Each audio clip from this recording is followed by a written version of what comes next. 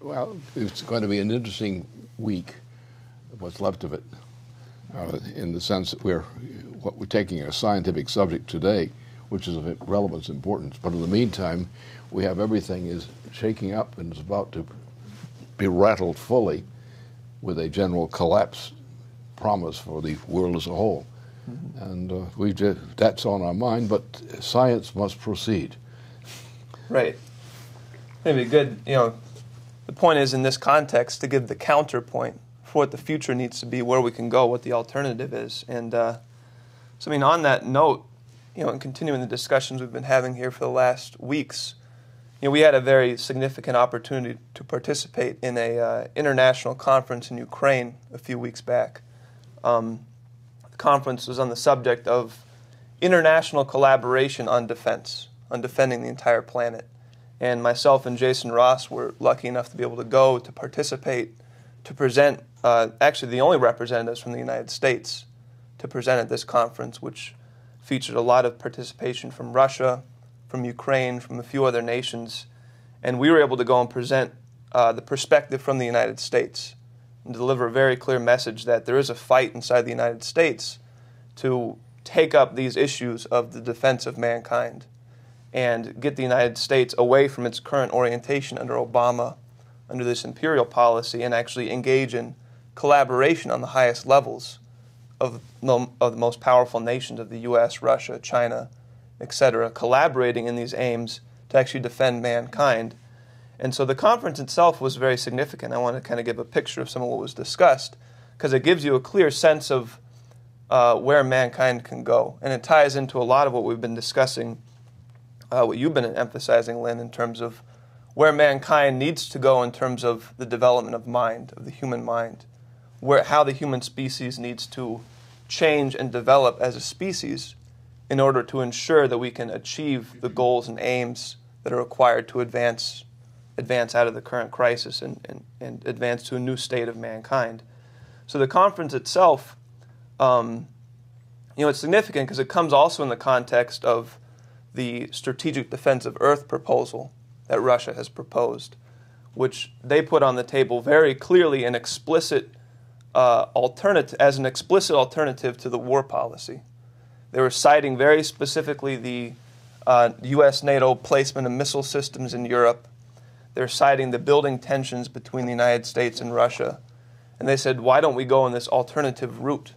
Why don't we go towards the collaboration between the United States and Russia in developing both missile defense systems, but also systems to defend the entire planet against the threat of asteroids and comets, which, as we discussed, is a very real threat that needs to be dealt with.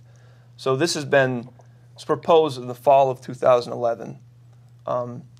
So this current conference that we just attended under the name of Space and the Global Security of Humanity was in the context of Russia's putting out this offer to the United States. And this conference we attended in Ukraine focused on the work of a proposal of an organization that goes by the name of IGMOS, which stands for International Global Monitoring Aerospace System. So the proposal is you have a lot of nations in the world. We all face the same threats, right? Earthquakes don't, examine what the borders of different countries are before they strike. An asteroid doesn't say, is this nation part of the NATO bloc or not before it comes in and hits. Mankind as a whole, we face a certain reality that mankind as a whole faces. So, it was that's the idea underlying this conference is why don't nations collaborate in sharing their defense capabilities, their observation capabilities, to create a system where nations can collaborate to ensure the highest level of defense possible. Because the United States has certain satellite systems, certain observation systems. Russia has different ones. Other nations have other ones. So why not create a system where we can actually integrate in real time all the ground-based, air-based, and satellite-based observation systems of both the Earth and nearby space and even extending out to the sun to give mankind the greatest capability to defend himself from a whole array of threats. And the type of threats they include, in what they include in the scope of this proposal is that we would collaborate in monitoring for industrial accidents, but then also looking at things like anomalous solar activity. So monitoring the sun to see what the sun's doing and look for anomalous activity that could affect us here on Earth. Monitoring for space debris. There's thousands of pieces of junk floating around the planet that are constantly posing a threat to satellites and the space station and different things we have orbiting, so it's a serious concern. Monitoring for asteroids and comets, getting early warning and defense capability against asteroids and comets. Also monitoring for earthquakes, volcanoes, and tsunamis. And even from the standpoint of developing forecasting capabilities to warn about these threats before they occur. And then also everything from fires to landslides, floods, dangerous weather systems. So you just take the broadest array of conditions that all nations have to deal with. And the idea is to get serious collaboration in integrating these different observation systems to be able to address these threats. It always has this thing. You go through the experience, and when you reach the end, you go back, you realize you have to go back to the beginning to understand what the meaning of the beginning was. And that's the process. And all my forecasting that it does is based on this, not just music, but it's based on this. And that does work. You can forecast the future. Man can and must forecast the future. If mankind does not develop the power to forecast the future, mankind is doomed. As the case now, like all these idiots who are supporting Obama, saying it's bad, but it's not that bad. In other words, here we are, you have the former president of the United States, Bill Clinton, has attached himself with great regret to Obama. My view is that Clinton actually despises and hates Obama. But he adapts to things that way and accepts to some degree, at least by his actions, accepts what is happening.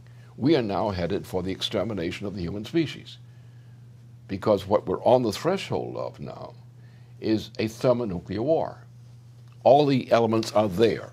The triggers are all there.